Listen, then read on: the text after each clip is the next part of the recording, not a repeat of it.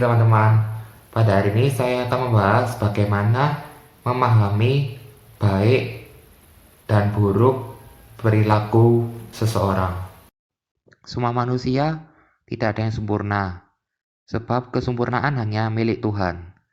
Pengertian tersebut mengandung makna bahwa manusia juga mempunyai naluri baik dan buruk, dan hal itu merupakan pemberian dari Tuhan. Akan tetapi, dengan adanya naluri baik dan buruk itu, manusia bisa mengoptimalkan daya dan upayanya untuk menempuh jalan atau naluri yang baik bagi dirinya dan orang lain.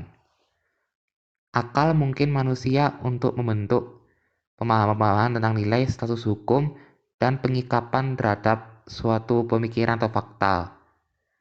Akal bisa menemukan pemahaman mengenai standar yang digunakan untuk membedakan mana suatu hal yang terpuji dan mana hal yang tercela, mana hal yang pantas untuk diterima dan mana hal yang harus ditolak, mana perbuatan yang baik dan mana yang perbuatan yang buruk, dan lain sebagainya. Dengan pemahaman seputar nilai atau hukum terhadap suatu fakta, itulah manusia akan menentukan kecenderungan mengenai apa yang dihadapi. Adapun yang disebut dengan kecenderungan adalah suatu corak, hasrat atau keinginan tertentu yang terbentuk oleh pemahaman. Maka kecenderungan ini hanya ada pada manusia, sebab kecenderungan adalah hasil peluburan antara dorongan-dorongan yang muncul dari potensi kebutuhan dengan pemahaman manusia mengenai status hukum dan alternatif-alternatif perbuatan yang ada. Jika seorang manusia telah memiliki pemahaman bahwa suatu perbuatan itu merupakan perbuatan yang baik dan dapat memenuhi kebutuhan-kebutuhannya, maka akan tumbuh kecenderungan berupa rasa suka dan ingin mengamalkan perbuatan yang dia pahami itu.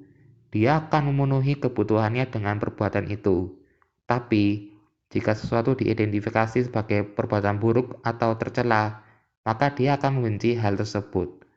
Jadi, kecenderungan bisa membentuk kecintaan dan kebencian terhadap suatu fakta atau pemikiran tertentu. Atas dasar itu, perbuatan manusia itu tidak hanya ditentukan oleh keberadaan dorongan-dorongan yang muncul dari kebutuhan-kebutuhan yang ada pada dirinya, baik berupa kebutuhan fisik maupun naluriah. Akan tetapi perbuatan manusia itu juga ditentukan oleh bentuk kecenderungannya terhadap perbuatan-perbuatan yang akan dilakukannya.